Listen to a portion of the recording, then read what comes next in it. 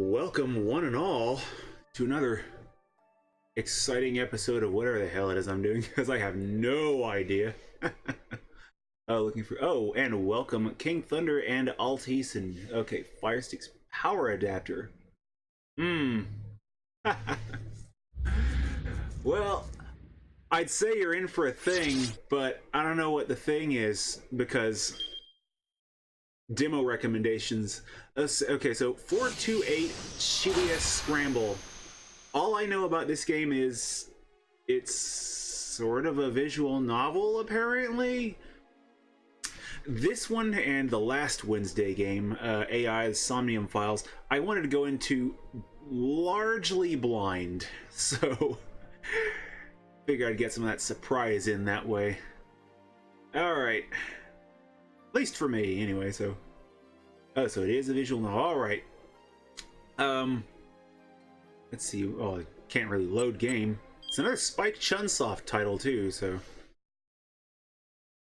I'll forgive them for Jump Force for now, but soon they must pay. Alright, select a bookmark to save to... Oh, save file in. Guide to gameplay to be disabled. Okay, I don't usually like crushes. I have no idea what the hell I'm doing. But I'm gonna select no anyway. Just because. This is probably gonna kick me in the nuts. Anywho, how y'all doing, party people? Here's hoping y'all are... Here's hoping everyone's good. Oh, story's a work of fiction. Yay. The everyone here is fake, but that's okay. We're fake too.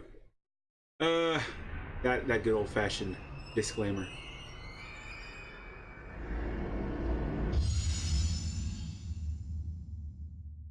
Good God, that would be at home in a survival horror.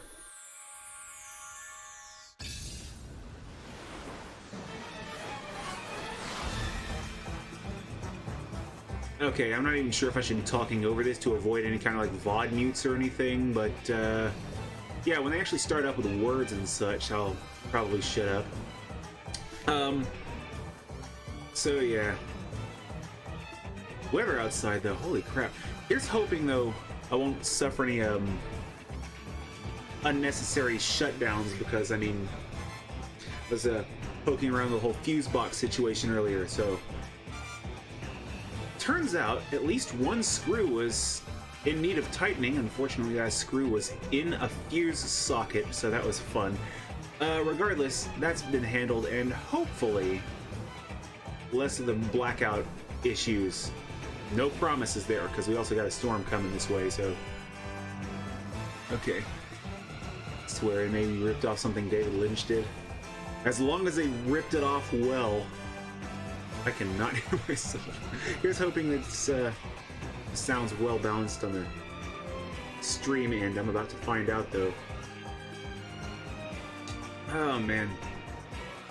It kind of sucks, though. David Lynch, though, the only things I really know about him are Twin Peaks and a commercial on littering that was just absolutely insane. I mean, that man made a littering ad, like, I don't want to say mid-late 90s. There was a video I was watching, like, PSAs and ads. And, yeah, he made littering almost...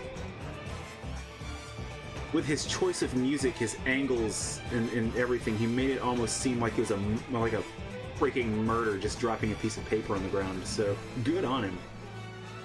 Alright. But I love this music, though. Just so punchy. Oh, you're...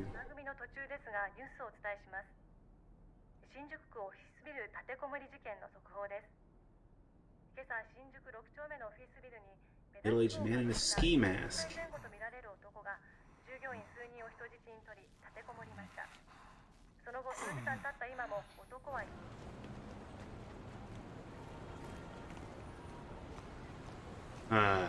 Nice van. I wish I had a murder van. I miss my old Chevy van. Damn it, I was trying to see if I could read some of those.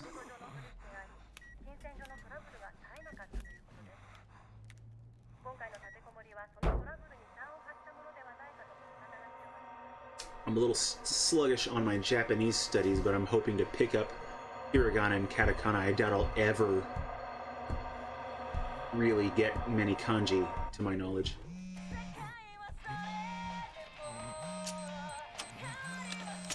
Oh, that didn't seem good.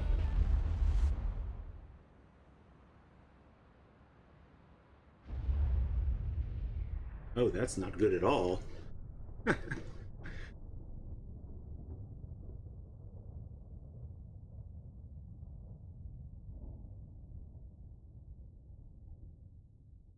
Shibuya's story is yours to tell. See, I kind of want to look this up just to see how many endings there are to this, too, because, I mean, something like this, I can't help but wonder how many endings there would be, because it seems just right for the... Oh, we got character select. All right. So we got Kano and his slick, fashionable business duds, and we've got Achi. Why am I getting a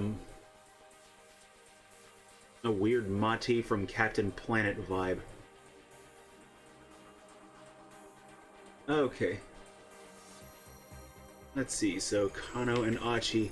I mean, I like the suit. I'm a sucker for a good business suit. One of my favorite series, one of my favorite anime, Golgo 13. That man is known for his suit.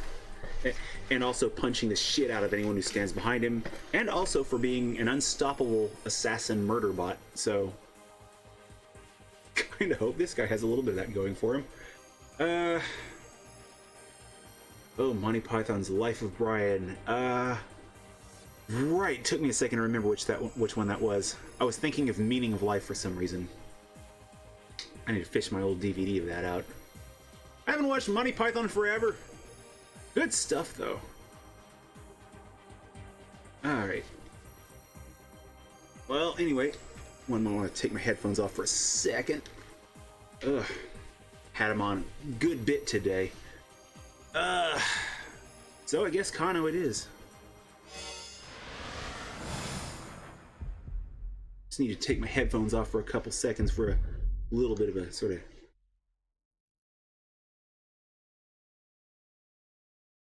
Okay, just 2 more minutes to go. Alright. Shinya Kano noted the time again on his watch, scowling at the slow creep of the second hand. Oh, man. The time was 9:58 a.m. Furrows of consternation creased his forehead. He wasn't nervous, but he knew better than to expect everything to go smoothly. Keeping a level head was proving rather difficult.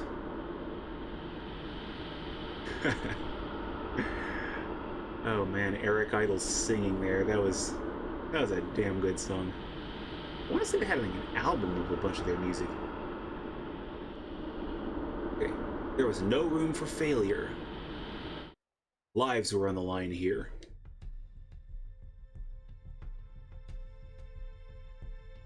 Oh, I thought I'd progressed that one.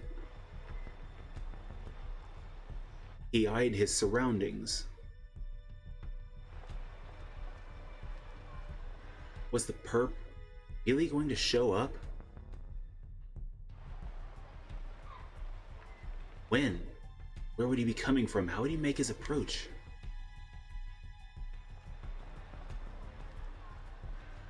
The Shibuya Scramble was packed as ever. A throng of people crossing this way and that, blissfully unaware of the dozens of detectives hidden in its mist. Oh, man.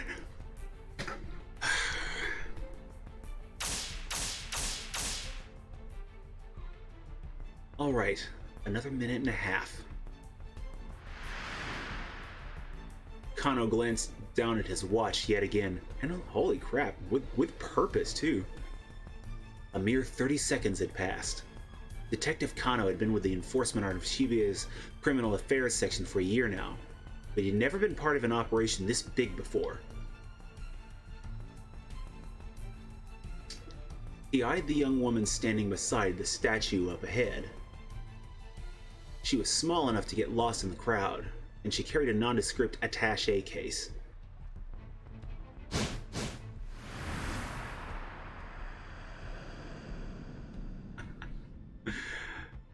Hitomi Osawa, age 19. The attaché case in her hands contained a full 50 million yen in cash. Oh man.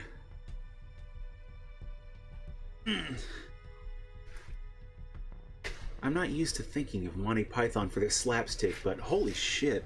They do a surprising amount of it. I mean, I never remember that with their incredible writing. Okay. Yesterday, her twin sister Maria had been kidnapped. This was the ransom payment. The culprit had called Hitomi last night at home, referring to her by name and telling her to wait by the statue of Hachiko in Shibuya. It was almost time, but nothing. Kano was staring fixedly at the second hand on his watch when a homeless man sitting on the sidewalk murmured, just loud enough for him to hear. Come on, Kano, quit looking at your watch so much. What if the kidnapper sees you? Kano tried to look nonchalant as he lifted his eyes, but the scruffy character continued. Too nervous. Just relax already. You're the one acting suspicious, Sasayama. Kano frowned. Why would some homeless guy be talking to me? To be fair, maybe asking for change? I don't know. It actually works surprisingly different in different countries. Okay. Yuji Sasayama was the senior officer of Shibuya's Precinct Criminal Affairs, Shibuya Precinct's Criminal Affairs Division, 5 years older than Kano. And holy crap, he looks more like 15 years older than Kano with that scruff. But enough editorializing. Tip button! Okay, figured it was going to be highlighting something. Let's see. Okay, Shibuya. Okay, so yeah, you can use that for backstory. Neat. I play virtually no visual novels, so I don't know how many of them have a feature where you can like highlight points of interest. So, truth be told, 99.9% of all visual novels scare the piss out of me.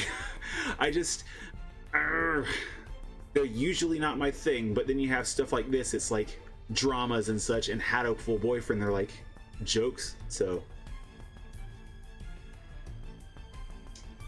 But yeah, the common visual novel, it's like, nope, don't want a porn game. I'm just not my thing. Okay, lots of names. Probably gonna have to come back to that one later. Okay. Holy crap, he does have long eyelashes. Maybe it's Maybelline. He always went a little overboard with the disguises. He claimed it was all part of the job, but word around the station was that he just liked playing dress-up. Hey pal, spare some change? Sasayama lurched to his feet and shuffled in close to Kano. Hey, knock that off! Fittingly for the part, Sasayama reeked pretty badly. Well, ain't so suspicious now, huh? He clung to Kano with mock camaraderie, despite the younger man's attempts to pull away. Come on, Sasayama, cut it out! Oh. Sasayama's blithe confidence rattled Kano's nerves. Of course, there was a good reason for that confidence.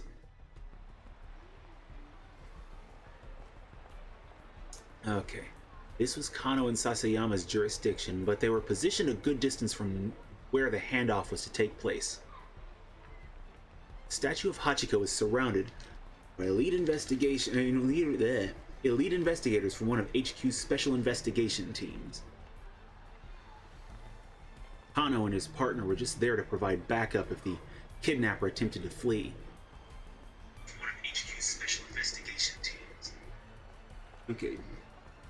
Kano and his partner were just there to provide backup. Okay, sorry, just checking something because I don't have the separate set of headphones. Sorry.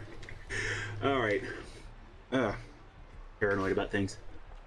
Look, just try to relax, we'll be fine. Sasayama gave him a wink. A moment later, the radio squawked in Kano's ear. Alright everyone, it's time. Keep your eyes open. The voice coming through the earpiece was Koji Kuze, HQ's operations director. Ooh, neat. And responsible for directing the investigation in the event of a serious crime. Kidnapping seems to qualify. Okay. Task force is set up. Operations director is the one who assumes command. Okay.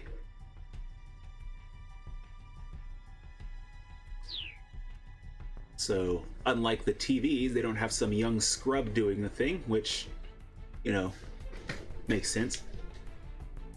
Until last year, he'd been Shibuya Precinct's head detective and Kano's supervisor. Oh. This is going to be one of those games where I have a lot of voices. Ah. One moment, I'm going to take a quick pull because I haven't had enough to drink today. Also, don't give me time to... It'll give me a little time to think of a voice.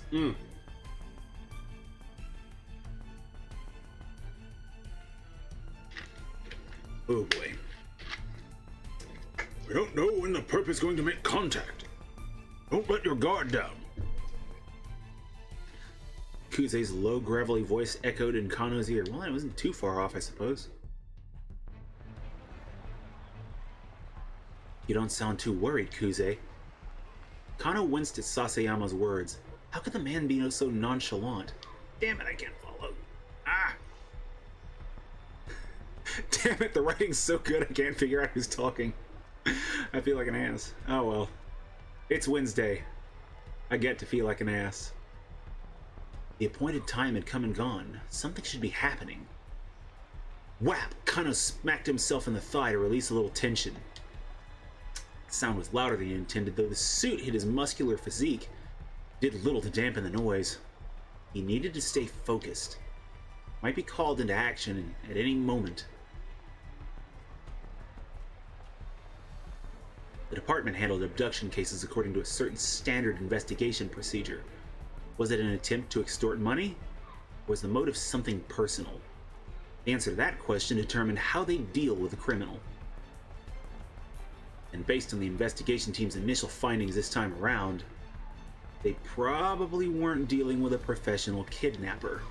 Still, in all likelihood, it was someone with quite a long rap sheet. Probably someone who knew the family. But so far they had few leads on who might bear such a grudge. With the situation so unclear, the plan was to apprehend whomever came to make the handoff on site. If the culprit ran with the money, there'd be no guarantee of the hostage's well-being. Still nothing. Oh, Sasayama muttered, "Damn it, game!"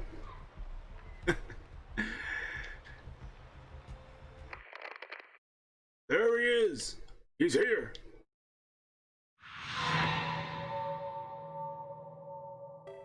Kuze broke in, his voice spiking into an excited chirp. Well, there's a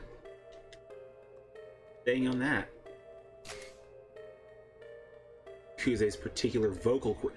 Oh? This is interesting, actually. A character has a vocal quirk pointed out. How many characters have vocal quirks or personal quirks pointed out? That's a note for a detective.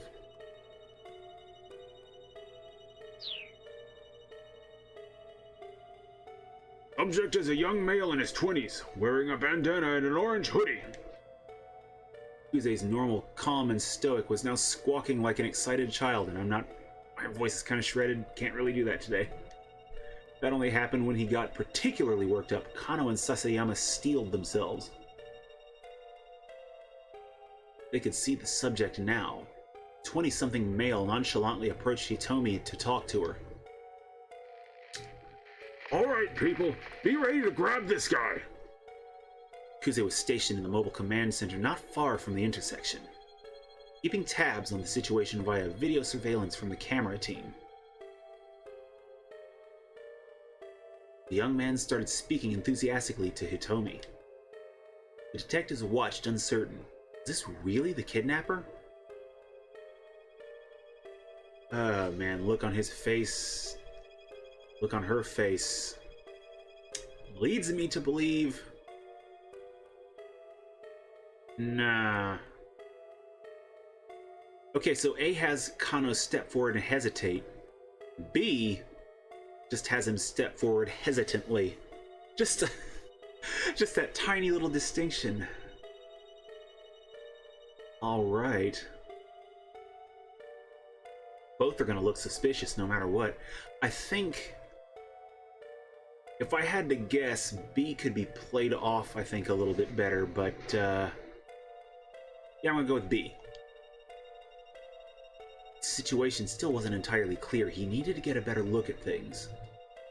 The newcomer held a bundle of letter-sized paper, which he showed to Hitomi as he went on talking. He tried to hand her one of the papers, but she pointedly ignored him. Undeterred, the man kept trying to foist it off on her. Hitomi refused to respond, becoming as motionless as the statue of Hachiko behind her, until finally the man gave up and walked away.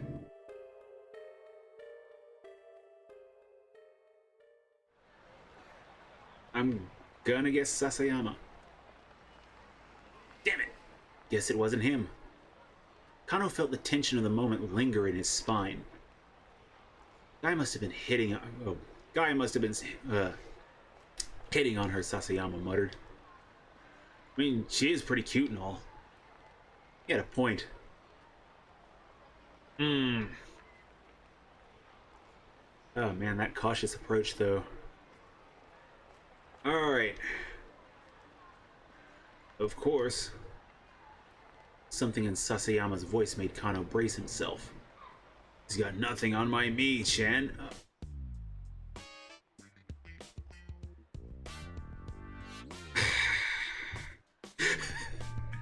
Well, there's a little tone shift for the music. Mi-chan was Sasayama's wife. They got married just last month. Let me tell you, Kano, married life is the best! You've gotta hurry up and give it a try for yourself! This is Sasayama's favorite topic lately, and Kano is getting more and more fed up with it. Sasayama, come on! Sasayama, come on. Just knock it off, okay? Phrase had become a common refrain of his since the department partnered them. Fine, fine. Let's talk about your girlfriend then. Huh? Now? You can't be serious. Sasayama leaned in close again. What's she like? We are not having this conversation. Kano muttered, looking away. Aw, come on! Sasayama set his hand on Kano's chest, still playing the homeless troublemaker. Show me your phone. Let me see a lock screen. Huh? Sasayama pawed for the phone. You got a pic of your girl on your lock screen, yeah? I do not. But he did. It was scary how on the mark Sasayama's instincts were. Hey, cut it out. We're in the middle of an investigation. I am investigating. Sasayama chuckled as he plucked the phone from Kano's pocket. Oh my god, the face on that man. Very expressive. And more than enough for me to want to IMDb this, look this up, see who all the actors were. I should have been paying more attention at the beginning. His face scrunched up with astonishment as he looked at the lock screen. The heck is this? It's not... Ain't this Masami Nagahama? Ooh. A national star. Heroine on morning soaps and historical dramas, and okay. So he's dating a soap star. Oh, man.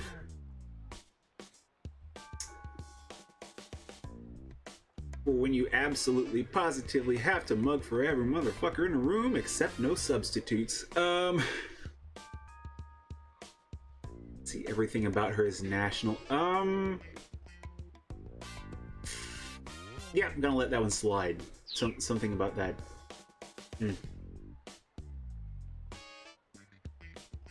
Kano realized he had to bite the bullet. No, that's my girlfriend. Her name's Rumi, and she's... Sasayama cut him off. You're telling me this ain't Masami Nagahama, the famous actress? Because this right here is Masami Nagahama. Like I said, you sly old dog. Trying to make like you're dating Masami Nagahama. I'm not. I mean, I guess Rumi does kind of look like her. Sasayama let out a huff. For real?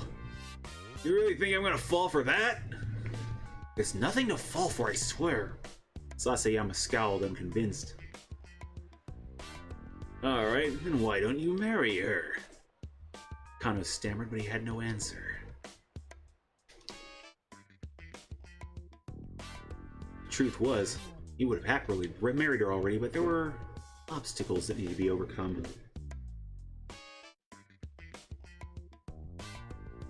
Okay, playtime's over. Let's focus on the job. Sasayama handed back Kano's phone and turned his gaze back to Hitomi. Kano let out a quick, uneasy sigh, but his shoulders did feel looser. Maybe Sasayama had been trying to relieve a bit of the tension? Maybe he should be grateful. Oh, man. By now, several minutes had passed with the guy whose papers... By now, several minutes had passed since the guy with the papers had gone away. He peered at Hitomi. The strain on her face was visible, and in addition to the weight of the attaché case itself, the 5,000, 10,000 yen bills it held weighed close to 6 kilos. Her slender arms must have been getting tired.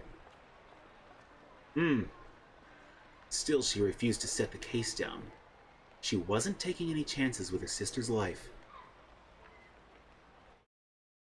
I hope that save icon down there's autosaves. The kidnapping case had begun the day before at around 7 p.m. This is MPD Dispatch. The Shibuya precinct is reporting a missing person believed to be an abduction. Subject is Maria Osawa, a 19-year-old student in Midoriyame Academy, last seen at the LL Diner near campus. A man was allegedly seen forcing her into a car nearby. All officers in the vicinity report to the scene at once. Kano and Sasayama had been working a burglary case in Jingumaya's 5th district when they got the call. The two arrived at the LL Diner at 7:15. Roughly the same time, several other officers showed up to secure the area, blocking off entry to nearby roadways and monitoring the surrounding establishments. Oh man, dude on the left is intense. That's not Sasayama. That's Sasayama? Holy shit. Went from homeless to Woo. So you had to put it down at this point. I think I'm gonna top it off at the hour or when the demo ends, whichever comes first, but damn! Music's solid in this game. Inside the restaurant, Kano and Sasayama were met by the girl who'd reported the kidnapping. It was the victim's twin sister, Hitomi. Could you tell us about when Maria was taken, starting from the very beginning? Kano said, keeping his voice low. My sister and I, we were supposed to go to a party together today. Hitomi was trembling, her voice hoarse. But I messed up the time. Oh man. No, Hitomi Tanaka. Well, shoot. I showed up right at 7, an hour later than I was supposed to. Which may have saved her life, admittedly. So Maria had gone alone to the party, a mixer for locals and exchange students. Hitomi, arriving late, had showed up just in time to glance out through the restaurant window and see her sister getting shoved into a car. Oh man, it's like, damn it, super best friends. We get styrofoam cups shipped in at work. They are, I can't remember the brand, but it says on the side of it, J Cup, and two thoughts go through my mind. First, not big enough. Second, Hitomi Tanaka, because super best friends. It's like, damn it. Like I need that on my mind at work. Come on, guys. Come on, muscles. I blame him specifically. Alright. But all's forgiven, though, because Hitomi J Cup. Anywho, she described the vehicle as a blue station wagon of Japanese make. Why Why would something like this happen to her? Hitomi held back her tears, but she was shaking all over. You get a good look at the kidnapper. Yes, it was a man, middle-aged. There was another eyewitness, Leland Palmer. Well, holy shit. He identified him as a lecturer at Hitomi and Maria's school. He looks like a lecturer, too. Oh! I saw it too. It's like Hitomi says. I heard Hitomi cry out, and so I went to the window to look, and his Japanese was halting as if he hadn't been in the country very long. And I think that maybe the kidnapper was working alone. Leland explained that he'd seen the man shove Maria into the back seat and then clamber into the driver's seat. That's awful hasty. No accomplices? If he had an accomplice, wouldn't they have been driving? Neither Hitomi nor Leland had gotten a look at the suspect's face. Kano was interviewing others who had been on the scene looking for other potential witnesses when his phone rang. It was Yoshio Kajiwara, one of the senior detectives. Set up a task force for the investigation. Get back to the station at once. You have a handle on the situation there. You wish I'd gotten some coffee. Barely half an hour had passed between the time the kidnapping was reported and the time the task force began operation. When Kano and Sasayama got back to the precinct station, Kuze had already arrived from HQ. He informed them that a response team had been formed to investigate the victim's home. Kano could feel a particular tension in the air. Unfamiliar MPD detectives scurried to and fro around the Shibuya offices. He pulled one of them aside to get a quick update. An hour had passed now since the kidnapping. There had been one new development. The perpetrator had made a threatening call to the victim's home. He said the following: "Tomorrow, 10 a.m., by Hachiko in Shibuya. Have the sister Hitomi bring 50 million yen. If not, the girl's life is forfeit."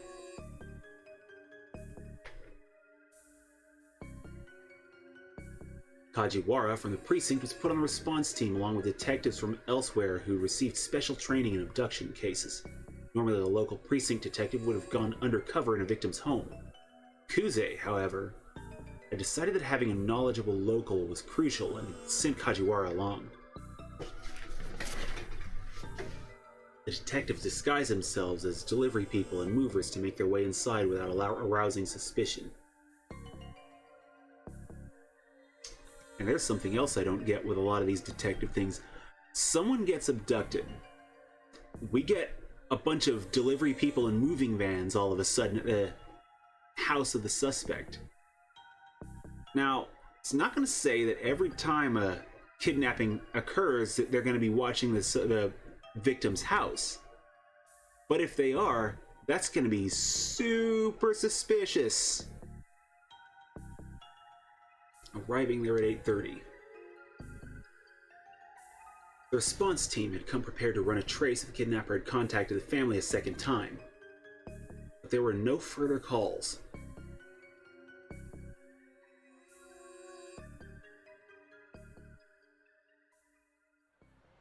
And now we're back to this place.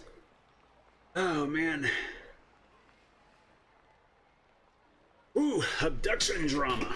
What's the last decent abduction drama I saw? It cannot possibly have been the movie Payback. That's been forever. Damn it. That's gonna bug me until I think of it. Kano checked his watch again. 20 minutes had now passed since the time designated for the ransom handoff. The kidnapper had yet to appear. Crap, you think we might have spooked him? He wondered aloud. Hey, stay calm. Sasayama scanned the passing throng. He's just playing with us. Why'd this guy even pick this place? Kano voiced the question he'd been asking himself ever since he'd heard the kidnapper's demands. Sasayama shrugged. Figure he must want to blend in with the crowd and have the money and disappear before anyone knows he's there would be my guess. In that case, why not pick Shinjuku or Ginza? The big crowd just didn't benefit the kidnapper after all. It allowed the police to use a sea of people to conceal their own operation.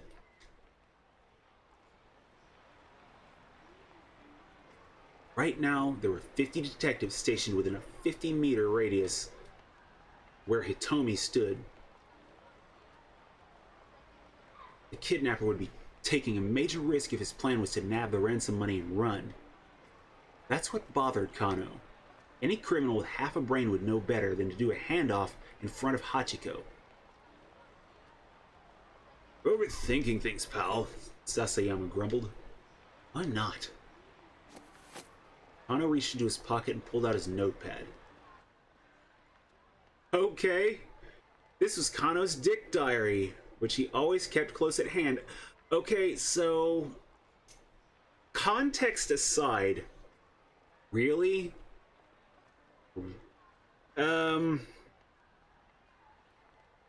PI pages.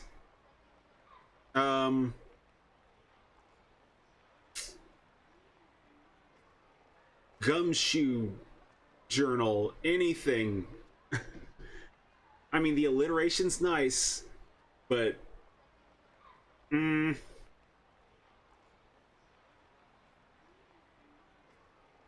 maybe he's just a really big fan of famous commentary Dick Button. I don't know, but I mean, still, seems. I mean, it seems both appropriate and inappropriate at the same time, and you know, actually, for the level of thought that could have gone into that, I kind of applaud him now, in retrospect. Sasayama rolled his eyes. That thing again. Kano ignored him, flipping through the notepad pages. Ah, here it is. He has some big-ass writing. Dick Dictum 89. Seriously? Dick Dictum 89.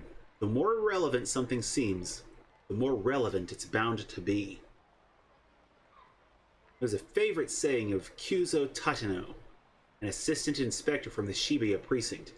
Tateno was the kind of detective Kano aspired to be. For the current operation, he'd been placed in charge of Hitomi's personal safety. He was in position to defend her as soon as the ransom had been handed off.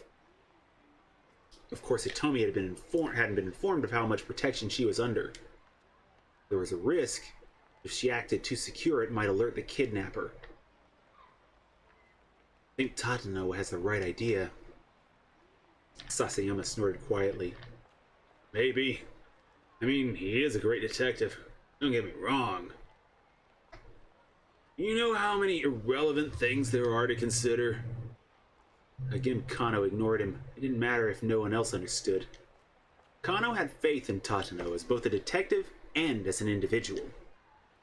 He had first witnessed Tateno's brilliance during a standoff at a financial company 3 years earlier. The man had shut himself in an office, splashing gasoline everywhere and threatening to set the place ablaze. While others hesitated, Tateno unflinchingly doused himself with gasoline. Oh, we got some Luther antics. And strode into the building, where he managed to talk the man down and secure the scene. There was a scene in a show starring Idris Elba where he's playing a detective named Luther. The show, of course, is titled after him. There was a scene where he did something not too dissimilar, if I recall. One of those great detective and crime scene things where the detective comes in and, you know, just chill with the whack job, kind of either catch them off balance or calm them down, whichever the case. Always fun to watch.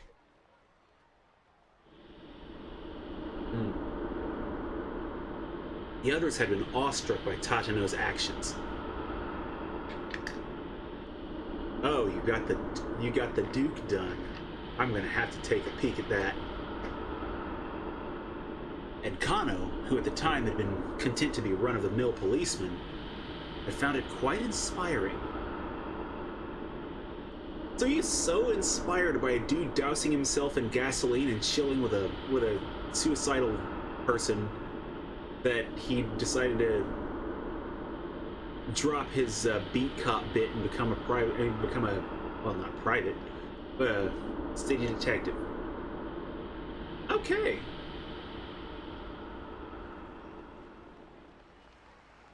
Another save. Still, you know, Sasayama murmured under his breath. The great a detective as Tatano is, it's not like anyone else in the world's ever heard of him. Suppose not, Kano said. So? Only time anyone ever hears a cop's name is if he's caught up in some scandal or killed in the line of duty. I mean, doesn't really seem fair, does it?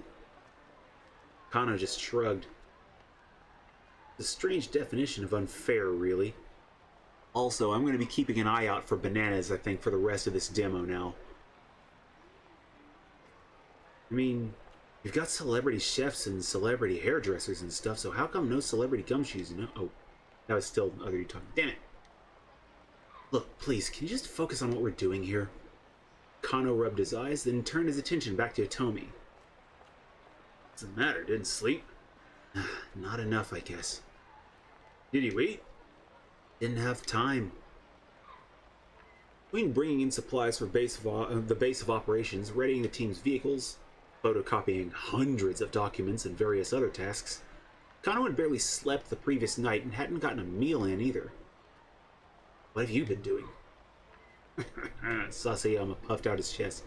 Saving up my energy for today. So you were sleeping. Kano gave a wry chuckle at his partner's lack of shame. But shamelessness is fun! If we didn't have shamelessness, we wouldn't have such great media as Jackass. Like the ultimate don't try this at home show for like the longest time. There he is! Oh. Uze's voice chirped suddenly through Kano's earpiece. A man in his 20s wearing a sleeveless jacket. He's carrying a garbage bag. And then there's this asshole. A young man had emerged from the crowd about 15 feet from where Hitomi was standing. He strode toward her, a sinister look on his face. He didn't match Hitomi's description, but Kano felt a jolt of nerves all the same.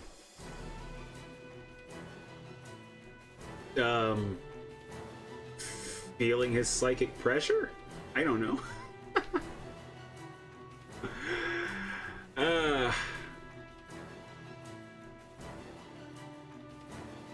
So is this the part where we get to see their stands?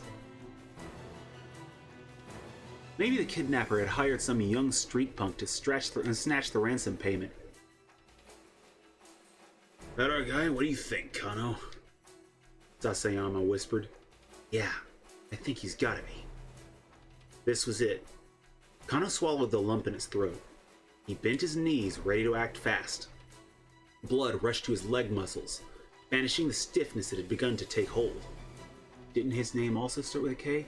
His name actually started with an A, I remembered. It was 4 letters long and started with an A, and I'm drawing a blank. Achi, maybe?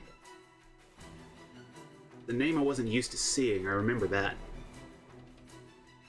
I kind of hope to find out.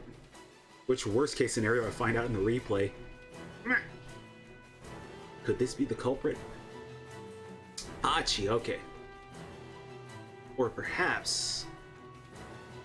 The young man tried to snatch the briefcase from Hitomi, but she clung to it with desperate strength. Wow, she looks desperate. It was him. The detectives rushed in. Whoa, hey, what the hell? The young man cried out frantically and tried to dart away, but the officers closed in, forcing him bodily to the ground. Target secured! Oh geez, I think we got another suspect on the scene. Hey, he's taking the ransom! Yakuza's hysterics made Kano spin around. Sure enough, a foreign-looking man was sprinting away, attaché case in hand. The mob of detectives scrambled to pursue. Oh god, it is in real life, Ryogo. Damn it, I wish I'd realized that sooner. Before Kano could react, most of them had run off, leaving him to look after the original suspect. Taken back to the station and bop him into submission. What should I do with this guy, sir? He might have a connection. He might have some connection to the kidnapper. Should I bring him in? Oh sure, that'd be swell. I'm on it. With the help of one of the remaining detectives, Kano brought the suspect back to the Shibuya precinct. And that's when things get weird. Look, how many times do we have to go through this? Oh, wrong guy. Look, how many times do we have to go through this? Cut the crap! In the interrogation room, the young man who gave his name as Achi Endo steadfastly insisted on his innocence. Why did you try to steal that case? Kano watched Achi's face intently. Like I said, it looked heavy, so I was just trying to help her out. It wasn't inconceivable that a young guy would want to help a pretty girl, but he told me he'd just been standing there, hardly in desperate need of assistance. She hadn't set the case down. Okay. She hadn't set the case down, so I figured there had to be something important inside. Entry from Kano's dick diary shot through his mind.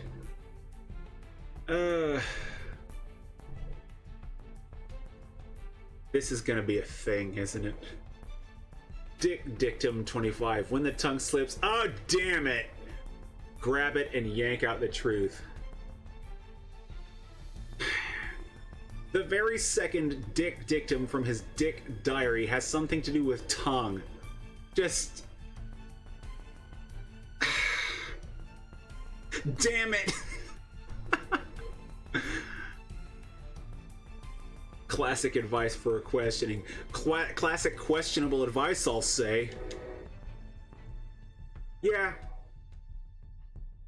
Yeah, I'll take being juvenile for just a second. I'm sorry. This is just there's a point where it seems almost as though it's a little heavy. I have to almost wonder if it's intentional. So I'll take being juvenile for just a second. What the hell? No one important. Classic advice for questioning. Something important, you say, such as, how the heck would I know? Achi spat. He often slumped back in his chair. Standard textbook back and forth had been going on for nearly an hour. Kano didn't mind. Chasing down criminals was all well and good, but questioning suspects was another key part of the job. Plenty of the off-the-scene work went into cracking a case. Once again, he had Achi explain what he'd been doing, starting from the beginning. When Kano finally emerged from the interrogation room for a short break, he learned that there had been some progress on the case at the crime scene. What the police hadn't been able to determine yet, however, was whether or not Maria was safe. Fighting back his anxiety, Kano consulted his dick diary. Dictum 54, haste mace waste. That! Now I wish I could teach more of my coworkers that. I can't count the number of times I've said that one. He felt his tension subside. Remembering the right maxim always helped. It was like casting a magic spell. Kano returned to confront Achi once more. You were there to act as a distraction. To mess up the investigation, weren't you? Huh? Achi looked a bit dumbfounded. What are you on about? Dictum 55. The truth hungers to be free. Okay. You hungry? Got some katsudon if you like. Okay. Learning time! Bowl of white rice topped with breaded pork cutlet and egg. Oh, that's what that is. There are variations such as sauce katsudon. Okay. Miso katsudon. Okay. Baiting with food. Okay. Baiting with food is an Negative? Huh.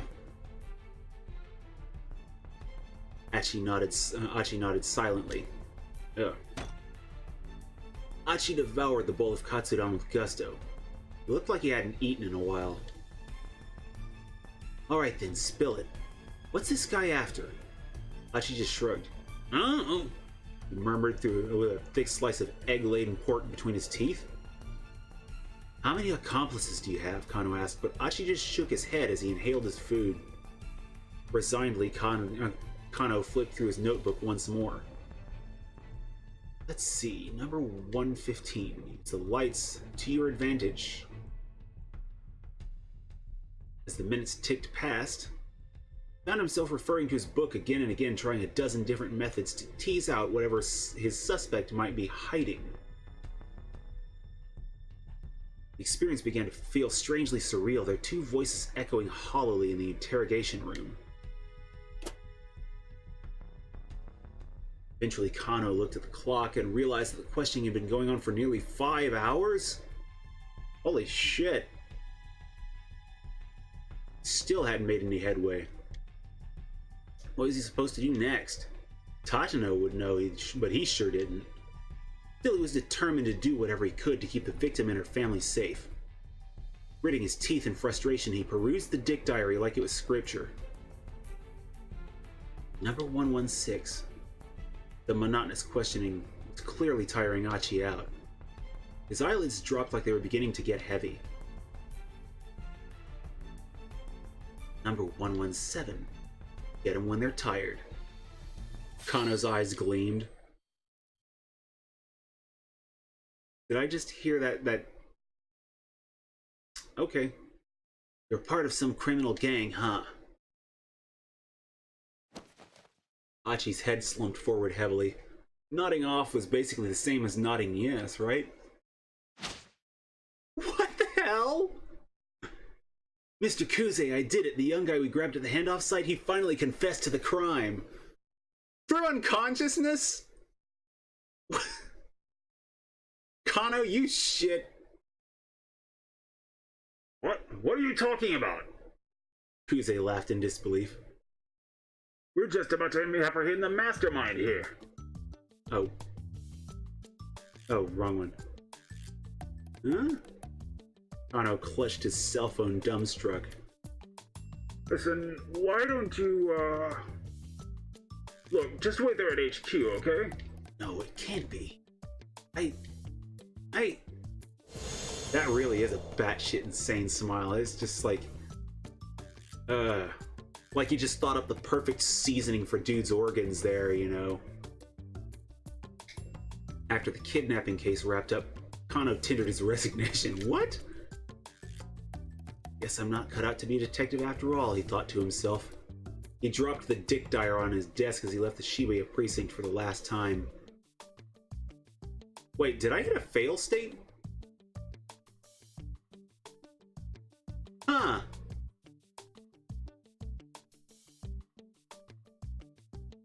Interesting.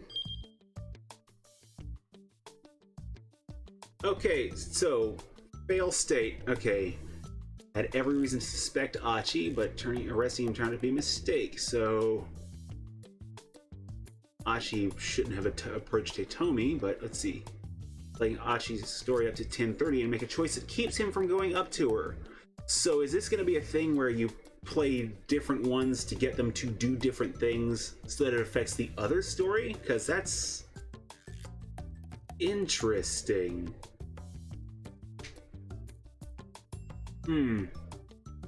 Since it's take one straight test. Oh god. I promised myself the next good movie I would watch would be Wind Talkers. I need to add that to the list next. I mean, I got through watching Men at Work recently. A little flashback to my childhood, but, you know.